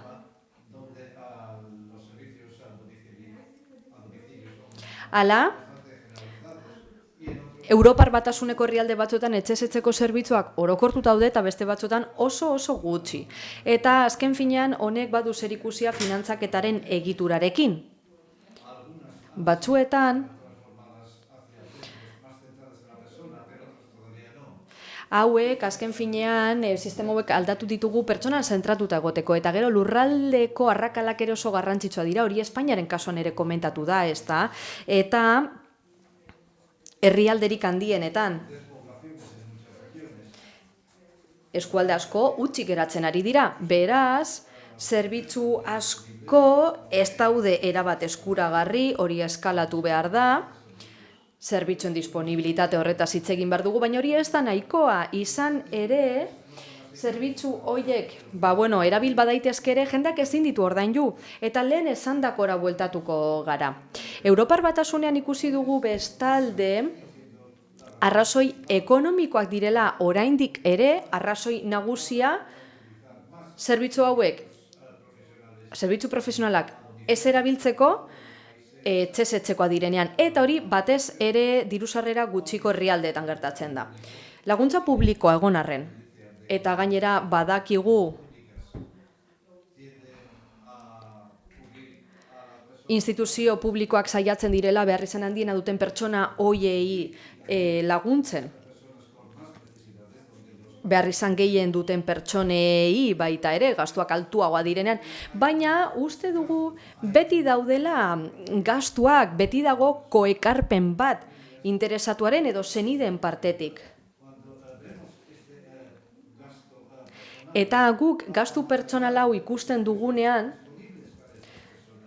askotan pertsona horientzat eskuragarri dauden zerbitzuetatik haratago doa. Pertsona asko diru laguntza nahikorik ez dutenean, diru sarrerarik ez dutenean eta behar izan handia dituztenean, beraiek ordain dezaketanaren hirukoitza da kostatzen duen azken finean. Bestalde, bizitzan zehar behar izan desberdinak doaz agertzen, ez da, familia txiro baten hasi bazara, gero azten basoaz, gero kalitate gutxiko lanak egon daitezke, eta horrek azken finean, hitz egitera garamatza aukera gutxien dituzten pertsonentzat, horiek ezin dituzte gastu horiek ordaindu. Eta zaintza sistemek nola ez, ematen dizkigute langile batzuk gure behar izan hoiek asebetetzeko, eta ikusi dugu Europa osoan langileria falta dela. Baina sistemaren berdintasun eza ere ikus dezakegu. Zein puntutaraino daude sistema batzuk benetan publikoak direnak? Hau da, bertan estatuak asko esku hartzen du, eta gero badaude beste estatu batzuk erantzunkidetasun bat eskatzen dutena zeniden partetik. Let's say care work. Bataz bestekoa, 3,3 zaintzaile daude 100 pertsonako, 75-etik gorako pertsona izanik, eta herrialde batzuetan zerbitzu oso indartsuak daude, batez ere Europa iparraldekoan, tasak handiagoak dira, aldiz beste herrialde batzuk bataren azpitik ere badaude, eta honek argi uzten digu nolako erronka daukagun. Espainia, erdi mailan dago, bataz bestekoaren gandik nahiko hurbil, eta zerbait positiboa zotekotan, herrialde zenbaitetan goranzko bilakaera egon da azkenengo urteetan, 23 eta 24 bitartean. Beste zerbait ere azpimarratuko nuke, izan ere askotan ahazten dugu zaintzen sektoreak enplegu asko sortzen dituela, 3 milioi pertsona ditu enplegaturik. Eta erizainak eta zaintzaile profesionalak bakarrik kontuan izan da, ez noski etxeko laguntzaileak edo langileak, horiek ere zainketak ematen dituztelako edo aitortu gabeko lanpostuak. Beraz, dauzkagun aldaketa demografikoekin eta lanaren inguruan egongo diren edo dauden beldurren testu inguruan, nik uste dut kontuan hartu behar dugula, ezin dela aldatu mehatza egintzatik zainketara besterik gabe, baina noski badaude moduak lan hauen erakargarritasuna handitzeko gazteentzat, eta alor honetan pertsonak zaintzeko. Eta goazen orain zaintzaile informalei buruz hitz egitera. Jakina zaintza gehienak, zaintzaile informalek ematen dituzte. Gehien bat familietan eta gehienetan emakumeek. Baina askotan ahazten dugu nolako balioa duten zaintza ordu horiek.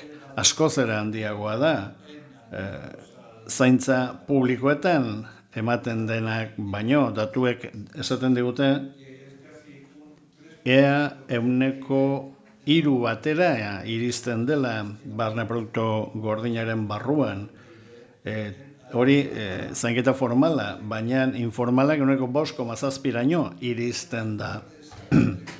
Eta beraz, gainera arrakal handiak daude, genero mailan, eta langile gehienak 45 eta 64 urte bitartean daude.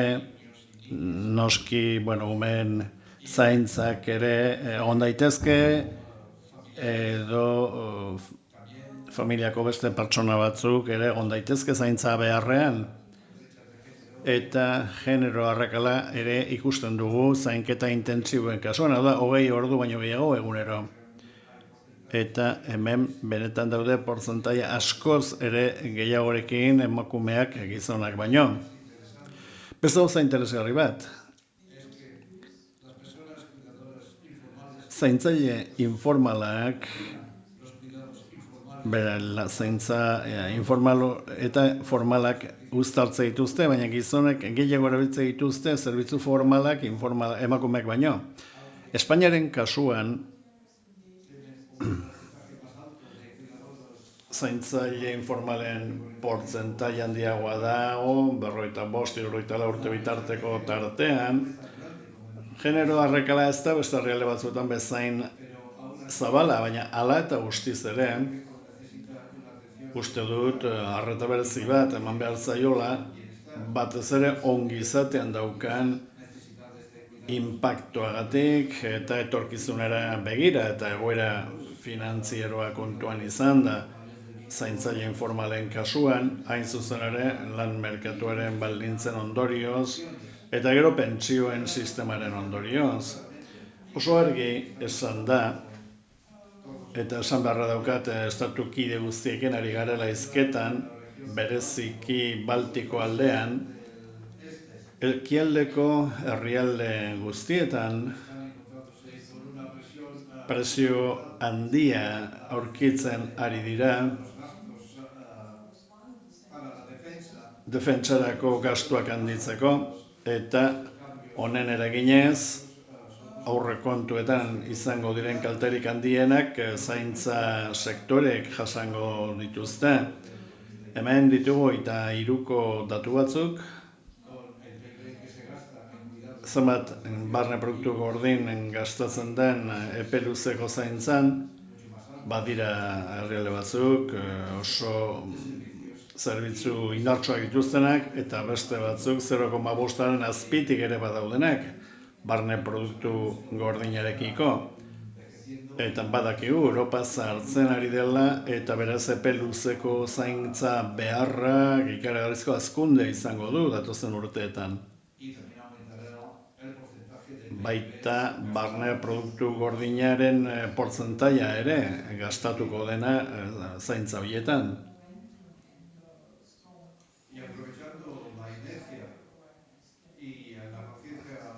Eta gaur egun gai hauetaz dagoen kontzientzia zibikoa aprobetxatuz, batez ere COVID-aren bultzadaz, egia da hasi garela lan egiten Europako zaintza estrategia baterantz, 22 aurrera, eta gaur esan den bezala, zaintzak ez dira maila nazionalean antolatzen, maila lokalean eta udal mailan baizik, horregatik esan behar dago, Europar batasunak ez daukala ahalmenik arauketak egiteko.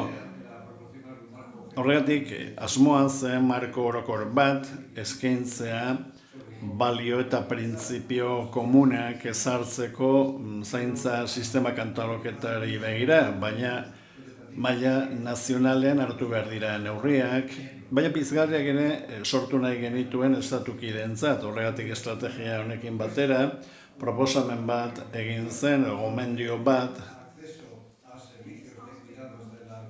epe luzeko zaintzetarako sarbideari buruz, eta estatu kide guztiekin negoziatu zen, eta alor sozialeko ekinbide gutxietako bat izan zen, zeinetan estatuak, ambizio handiagoa erakutsi zuten, eta esan behar dago, Espainia izan zela jarrera positiboenetakoa eduki zuena. Denak garbi zeukaten zerbaitein beharra zagoela. Diapositibo honetan ikusten ez duguna da nolako, bizitzan zeharreko dimentsioa, hau da, ez dira bakarrik epe luzeko zaintzak sartzen, baina baita haurtzarorakoak eta hezkuntzakoak, eta aitortzea bizian zeharreko etapa guztietan inbertitzea funtsezkoa dela gizartearen funtzionamendurako eta gutako bakoitzaren ongizaterako. Estrategia hau beraz 5 lehentasunen inguruan erdaztuta dago, zaintza zerbitzuak hobetzea, volumena, irisgarritasuna eta lan baldintzak hobetzea, zaintzaile informalak kontuan hartzea, beraien ongizatea kontuan hartuz, eta horren guztiaren harmonizazioa, zaintzaile bezala. Eta hemen mezu garrantzitsu bat dago, zaintzak inbertsioa direla eta ez gastua. Bestalde, OIT-ren evidentzia erakutsi dugu ikusteko nolako itzulkina ematen duen zaintzak bai haurtzaroen kasuan eta baita epe luzeko zaintzaren kasuan. Politika onak nahi balin baitugu, datu onak eduki behar ditugu. eta horrela jakingo dugu, zifrak edo zenbakiak botatzen ditugunean, zifra edo zenbaki horiek konparagarriak direla Europar Batasunaren barruan, eta ez zutela gauza desberdinek konparatzen. Kontseilura itzuliz, edo hobeto esan da konbentziora itzuliz, esan behar dago gure zaintza estrategiaren barruan sartuta dagoela eta estatu kide guztiek ekintza plan bat burutu zuten. Espainia ere lan handia egin zuen honetan, maila nazionaleko neurriei buruz, hitz eginez, eta baita maila autonomikoan ere, gaur goizean ikusi dut, 500 neurri egin zituztela eskualdeak eta haietatik 100 Euskaditik zetozen. Beraz, esan behar dago, garapen izugarri handia egon dela hemen. Egoera konparatu nahi baldin badugu Espainiarrena eta beste herrialde batzuena, hemen daukagu monitorizazio marko bat, hemen gehiagin sekundu gabe, dimentsio guztiak hartzen dira kontuan, adierazle kuantitatiboak, politikoak ere badaude, zein herrialdek daukan mekanismo hau, beste hau, edo testu inguru adierazleak ere bai. Adibide pare bat ipini nahiko nizkizuek, nolako erreformak egiten ari diren zenbait estatukidetan, eta ikusten dugu nola zabaldu adibidez etxez etxeko zaintzak.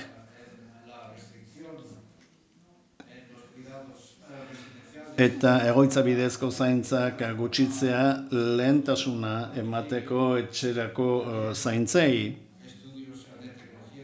Edo teknologiak, etxeko bizitza independiente bultzatzeko, edo itun edo hitzarmen kolektiboak hobetzea eta arroizatzea, soldata hobeak eskaintzea zaintzaileentzat, prestakuntza, segurtasuna, ososuna, eta herrialde batzuetan arautzen ari dira kategoria berri bat,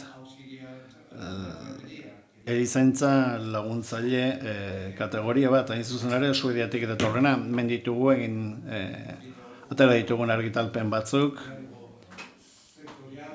Sektore mailako elkarrizketa bat egon da, Europar Batasunean sindikatuekin eta lan emaileekin eta baita zerbitzu sozialetako langileekin.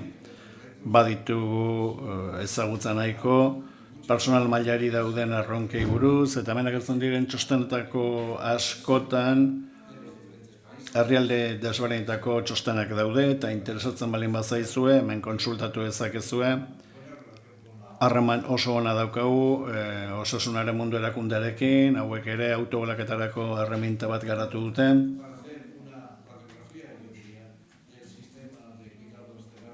Epe luzeko zaintza sistemen errografia bat egiteko, maila guztietan, eta hau maila regionalean egingo da.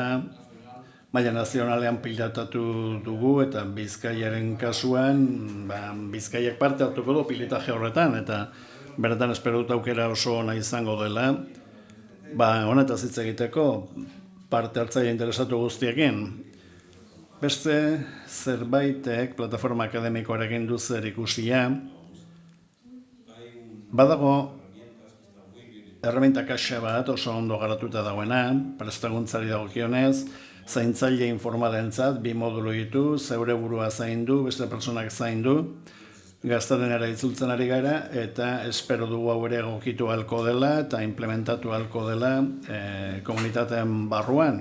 Europar Batasunaren finantzaketari buruz eta laguntza teknikoari buruz, bakarrik esango dut Espainiak eduki duela finantzaketa bat oso garrantzitsua, epe luzeko zaintzetarako hainbat neurri hartu dira, eta desgaitasun fisikoekin zentratu da lana, azken diapositibetan etorkizunera begirako planifikazioa landuko dugu. Epe luzeko zainketei dagokienez, geroago txosten bat interesgarria argitaratuko dugu. mapa bat ematen digute Europar Batasunean dauden zaintza zerbitzuei buruz, eredu oso barretzaileak dira, komunitatean oinarrituak, eta espero dugu honek evidentzia berriak emango dituela, jakiteko zein ereduri eman beharko diegu laguntza eta finantzaketan handiagoa, eta ez nolako reforma politikoak beharko diren. Bestalde, digitalizazioari ere begiratu nahi diogu, ikusteko nolako itzultzeiak ematen dizkiguten epe luzeko zanketetan egiten diren inbertsioek, honek lagunduko digulako aurrekontuekin gertatzen diren arazoa konpontzen saiatzeko. Beste dimentsio batek zerikusia du berdintasunarekin, lehen fasean ez genuen gehiegi jorratu, baina nahi dugu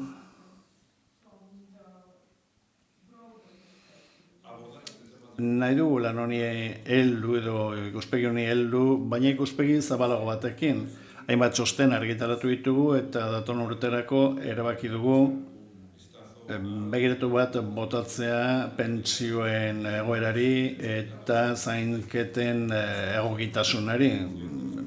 Berez jasotzen diren pentsioen arabera oso desberdintasun garrantzitsuak egon daitezkelako. Made by Eta 27an egingo dugu horri buruzko txostena, baina gure batzorde buruak iragarpen garrantzitsu bat egin zuen, esanez saiatuko garela antolatzean jardunaldi bat, Europa mailan, 27an, eta honela nahiko dugu lagundu ideiak sortzen, ikusteko Europak zer egin dezakeen era honetako erronka batzuei heltzeko. Eta azken irudi honetan, oinarrituta esan nahi dut zaintzak orain daudela politikaren bidegurutzean, hainbat ekinbide dauzkagu Europa mailan eta alde batera utzita zein bide erabiltzen duen bakoitzak ikusi dezakegu nola antolatuta dauden zaintza sistema guztiak, eta honek lagundu dezake helburu hauetako batzuetara iristeko. Hemen geldituko naiz eta espero dut eztabaidan parte hartu ahalko dudala.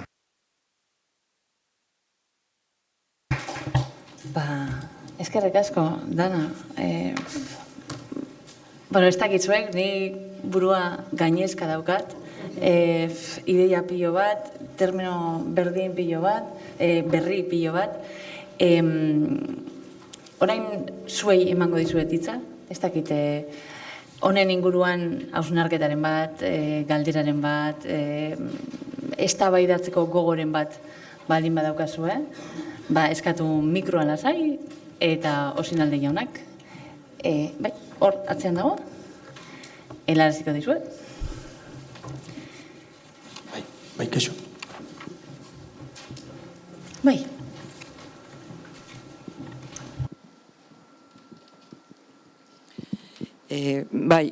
Nik alde batetik eskerrak ematea hori islari guztiei antolatu duzuen topaketa hau, baina nik zuk bezala nago ideia pilo batekin, eta orduan eskaera bat egin nahi nuen, eta da behintzat egin diren hori PowerPointak eta hori, etorri garen hori ia posible duzuen eskura jartzea.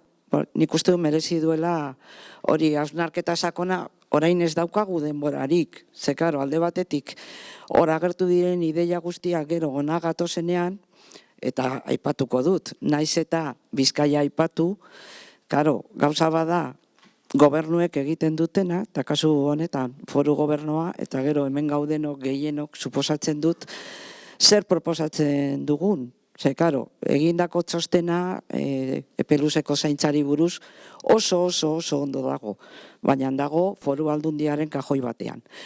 Orduan, nik uste dute eman direla elementu pilo bat hausnarketarako interbentzio ezberdinetan, eta nik uste dut hemendik atera behar garela etxeko lanekin benetan gaia sakontzeko. Uste dut momentu honetan, ni bentsat ez naiz gai sentitzen eztabaida bat egiteko gauza pilo bat planteatu direlako. Hori zugandik etorrita, exitazo bat izan dela. Zuri gain hartu baldin badizugu, Arantza, honek esan edu. Benetan gauza oso potenteak egin direla, eta islariek beren onespena ematen badute, zuen aurkezpenak jendeari helarazteko, Zuen emaila daukagu eta bidali diezakizuegu, noski. Are you okay to share the presentation with the people? Yes, of course.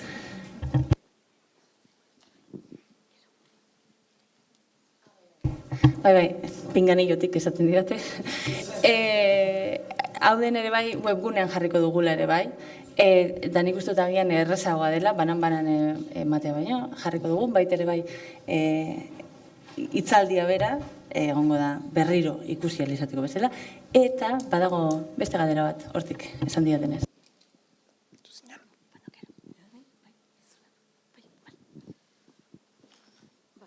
Bai, euskeraz edo erderaz, nahi zutena? Como queráis. Bueno, pues euskeraz, bai.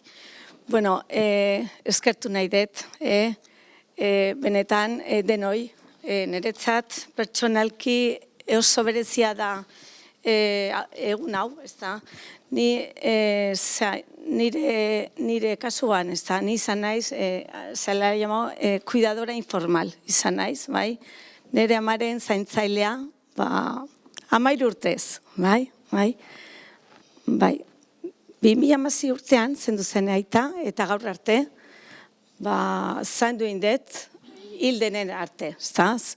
Hilinda irailean ere ama, eta esango genuke etxean izan dela zaindua.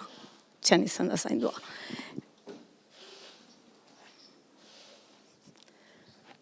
Bueno, asko eskertzen da horri esan nahi dut. Bueno, bururatzen zaiz, zenbait nota hartu ditut esandakoan, eta umitasunez nere iritzia eman nahi dut, bai?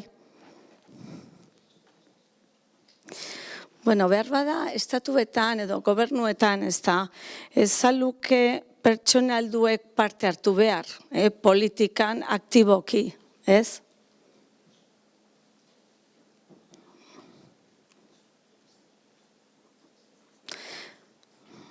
Gero, edukazioari dagokionez, gaztek, txikik eta gaztek, izan barko lirateke kontzientzia, nolabait kontzientzia hori landu beharko litzateke ikastoletan, jakin dezaten egunen baten, bere gurasoak edo aiton amonak zaindu beharko dituztela, eta horrek lagunduko du gizartearen onerako, bai?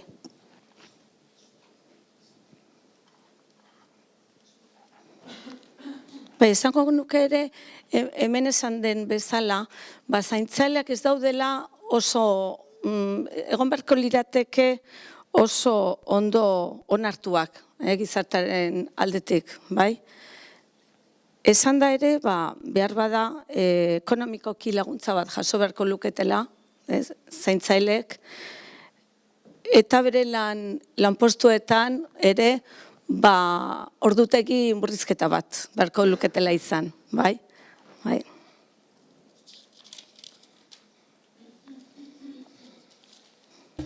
Eskerrik asko. Nik ezakit ondo ulertu dudan, baina etxean beharko luketela pertsona helduak, zainduak izan dela. Ni horrekin guztiz ados naiz, guztiz. Bai? Eta hori da. Eskerrik asko. Eskerrik asko zuri. Eta nik galdera honen arira, eta beste norbaitek ez badauka beste zer esateko, bai, hor dago, baina nik aprobetxatuko dut mikrofona daukadala, eta batez ere nenari galdera bat nahi nion egin. Nena, zuk esan duzu konbentzio berri honetarako ideiak eta proposamenak behar dituzuela. Esango diguzu nola egin hori?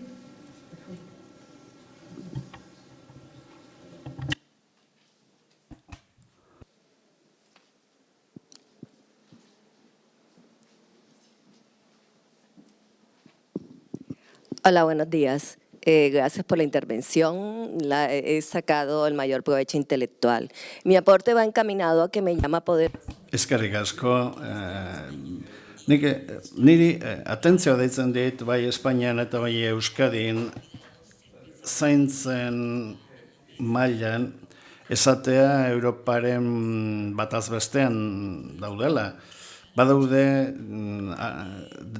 dibertsitate funtzionala daukaten pertsona batzuek benetako asistentzia pertsonala behar dutenak, behar dituzten orduak eduki alizateko. Bestalde, desinstituzionalizazioaren kontra ere borrokatzen ari gara, nazioarteko konbentzioaren kontra duelako.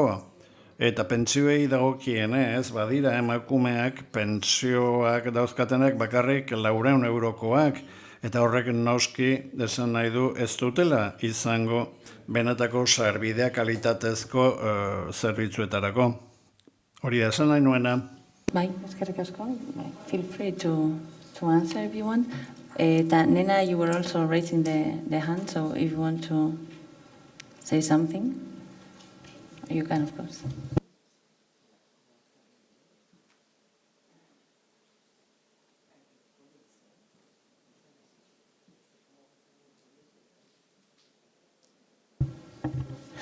Nena, could you hear us? Yes. So Entzuntan diguzu, Nena, bai.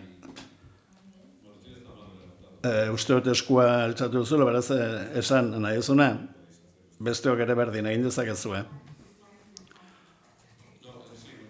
Bai, galdera horri erantzun nahiko nioke, eta, bueno, eskerrik asko noski.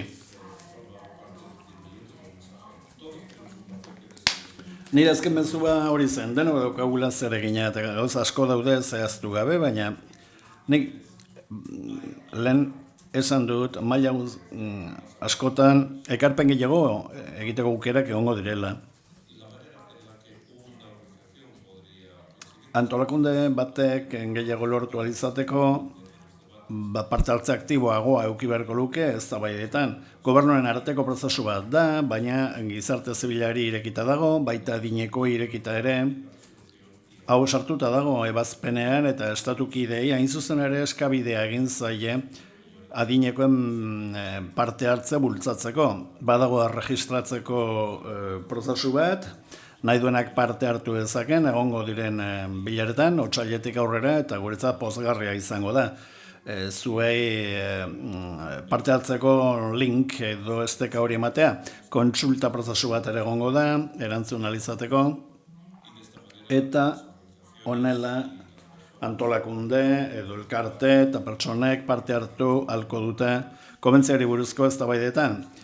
Beste aukera bat ere badago kolaboratzeko, eta zera da gai hauei buruz maila oso lokalean lan egitea edo hitz egitea. Badakite Espainian inserson oso aktiboak izan direla, eta beraiek aholkularitza kontseilua deitu dutena, sortu dutela eztabaida hauek egiteko, gizarte zibilaren parte hartzaileekin, mundu akademikoko parte hartzaileekin, eta hau maila nazionalean ez ezik, eztabaida asko maila regionalean egin daitezke, Euskal Herrian adibidez, edo bestelako mailetan ere, eta hau guztia noski maila desberdinetako elkarte desberdinen bitartez gauzatu daiteke. Edo inserso bezalako erakunden bitartez, guk geure kontsulta prozesuak dauzkagu eta noski pozgarria litzateke gure eztabaidetan zuek parte hartzea, badugu lantalde bat horretarako hain zuzen ere sortua, baina aliantza bat sortu nahiko genuke informazioa partekatzeko eta kontsulta prozesu bat hasteko gizarte zibilarekin, adinekoekin eta beste estamentu batzuekin. Horregatik adi egon egiten denaren inguruan eta hasi zaitezte antolatzen eta gero ikusiko dugu hau nola bideratu daiteken maila lokalean. Hemen dauelako esperientzia eta hori da kontuan izan beharreko errealitatea, konbentzio hori begira. Jakina akademikoen eta dituen eta estatuen ezagutzarekin batera. Netzat pozgarria izango da komentatzea nola egin daiteken hau praktikoki. Eta jendeak aukera hau egon badagoela kontuan izatea. And maybe just addressing your very valid point about the... Bueno, oso iruzkin garrantzitsu bat egin duzu zaintza informalen inguruan, hoien balioaren inguruan. Orain pentsatzen dugu aikarpen moduko bat dela, ez da, barne produktu gordinaren kasurako. Eta finantza ikuspegitik ari gara begiratzen. Nik uste du Katherinek esaten zuela gizarteko zaintza lan hori balio gizatiarra duen zerbait dela, aurrei erakutsi beharreko zerbait. Zure lagun urkoa zaintzeak pertsona modura garatzen zaituela erakutsi behar dugu eta irakatsi ere egiten digula. Eta, aitortu behar ditugu adineko pertsonen egoera gogorra izaten dela, mugatuta egon nahi direla, eta zaintzaiekiko harreman hori izaten dutela, beraz, aitortu behar da lan hori guztia. Eta benetan, babesten dut Europako batzordea zentzu horretan egiten ari dela. Online ikastaro bat ematen ari gara zaintzaile informalei, eta nik uste dut ezin duzula lortu likido bat utxik dagoen edalontzi batetik. Bete beharko da lehenbizi, beraz, zaintzaile informalek abiapuntu egoki bat izan behar dute. Eta gai izan behar dira beste obligazio batzuekin orekatzeko. Beraz, zaintza formalen sistemak zaintzaile informalekin lan egin behar du, laguntzarako baliabide da neurrien bitartez, eta laguntza eman behar da baita ere lanpostuan bertan izan ere, langile informaletako askok lana utzi behar dute ezin dutelako koordinatu lana arazo familiarrekin. Eta beraz, hemen sartuko litzateke tartean beste pertsona batzuk profesionalei babes emateko. So, on my side, maybe I will start. Bai, nire partetik, and also, I didn't go into the details, but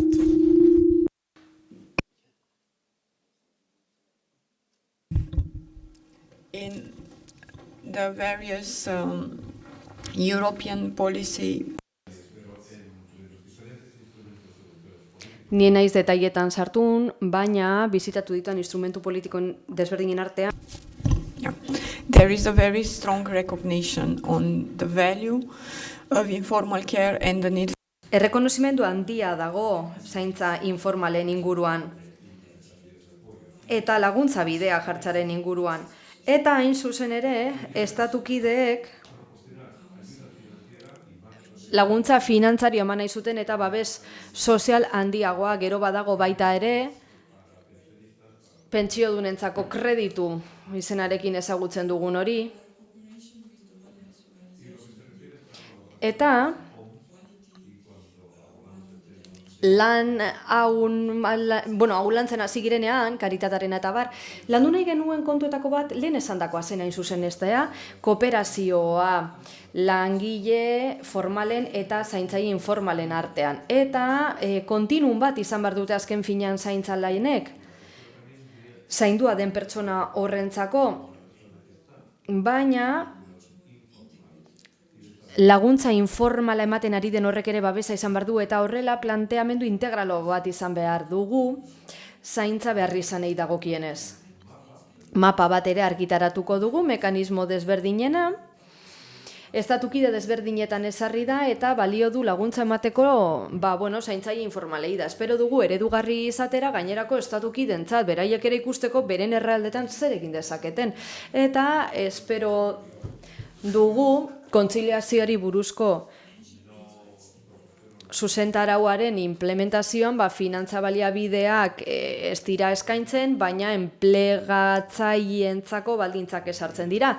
Eta badu zerikusia bajen aurriekin, eta bost dira urtean oso ardura handia direnean. Baina, hobe da hori beste zer baino. Baina, gustatuko litzaidake parte hartzarekin zerikusia duen beste kontu bat aipatzea baita ere. Askotan gure lanetan errekonozitu izan den zerbait, aipatu behar dut. Eta kontseiluaren rekomendazioetan ere badator. Honek badu zerikusia erabakiak hartzarekin, eta baita pertsonaren parte hartzarekin, edo zenideen parte hartzarekin. Eta nire azkenengo iruzkinak badu zerikusia estadistikarekin. Berrogeita hamar adierazle inguru ditugu. Eta nik esango nuke Espainia median dagoela, baina adierazletako batzuk bai hurbiltzen dira batez besteko zifra hoietara. Eta nola azal dezakegu hau? Bai izugarrizko disparitateak ditugu. Alde batetik, baditugu herrialde nordiko batzuk oso ondo funtzionatzen dutenak, eta gero baditugu beste batzuk, nolabait esatearren asko zentralistagoak direnak, hoietan adierazleak oso maila basuan daude, eta gero baditugu beste batzuk, badituztenak sistema batzuk funtzionatzen dutenak bai, eta kalitatea dute bai, volumena baita ere, baina ez dira batez besteko horretara iristen, eta hau litzateke nire azalpena. Baina denporarik ez. Beraz, hemen bukatuko dugu, 10 minutu dituzue kafe bat hartzeko, azkar-azkar, eta gero bueltatzen gara bigarren mahai ingurari. Eskerrik asko, Nena, I don't know if you see us, hear us. Thanks a lot for being there. Ez dakit ikusten gaituen, eskerrik asko horregotearren da eskerrik asko zuei baita ere, mahai inguru honetan egotearren benetan eskerrik asko.